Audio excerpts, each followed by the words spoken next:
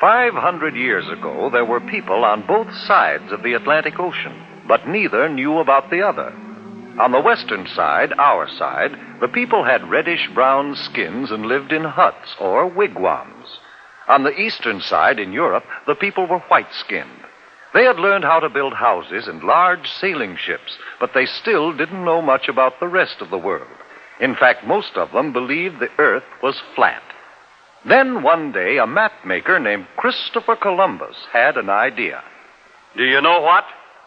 I think the world isn't flat at all. I think it's round like a ball. Did you hear what he said? Did you hear what he said? He said that the world is round. Oh, he's crazy, man. I think the world isn't flat at all. I think it's round like a ball. The world's as flat as the brim of your hat, and that is very plain. I know that I'm right, oh, I know that I'm right when I say that the world is round. Oh, I'm right, I'm right. My thinking is sound and I'll prove the world's round. It won't take very long. But it did take long, 7 long years, before Columbus could convince a king or a queen to let him try out his idea. Then Queen Isabella of Spain agreed to supply the ships and men for his trip. "I will discover a shortcut to India and bring back some of the great wealth I find there. And I can do it, for I know the world is round. And instead of going east to India, I shall sail west and reach India around the other way. It will be a shorter and cheaper way, for I'll do it all by sea." Queen Isabella provided Columbus with 3 ships, the Nina, the Pinta, and the Santa Maria.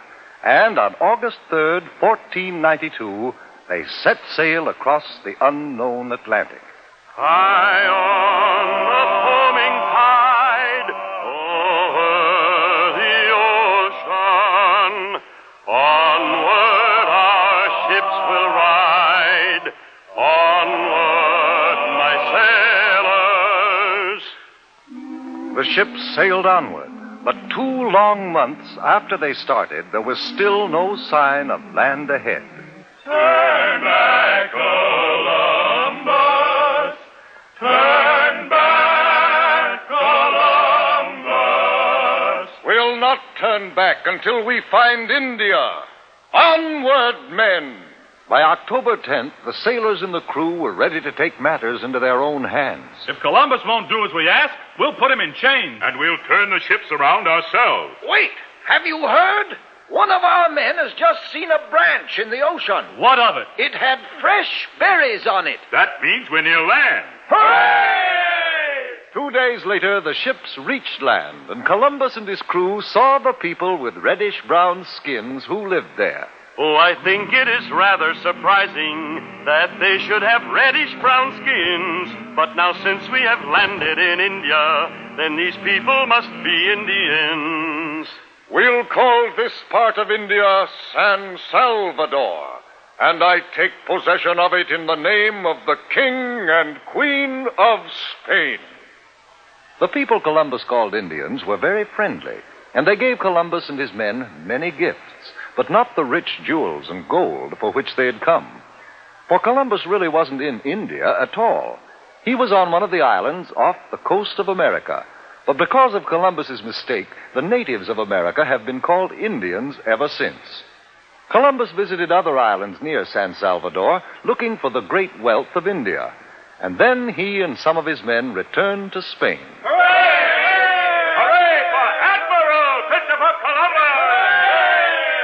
Columbus had no trouble getting ships and men for his second voyage, but he still hadn't the slightest idea that he was headed for the vast continent of America, and that he would have had to cross it and sail over the Pacific Ocean before he could reach India by traveling west. The men of Europe were no longer afraid of the ocean. Columbus made 2 more voyages, and other explorers followed. But each year on October 12th, we celebrate Columbus Day, the anniversary of that day in 1492, when Columbus first sighted the land of the New World, America.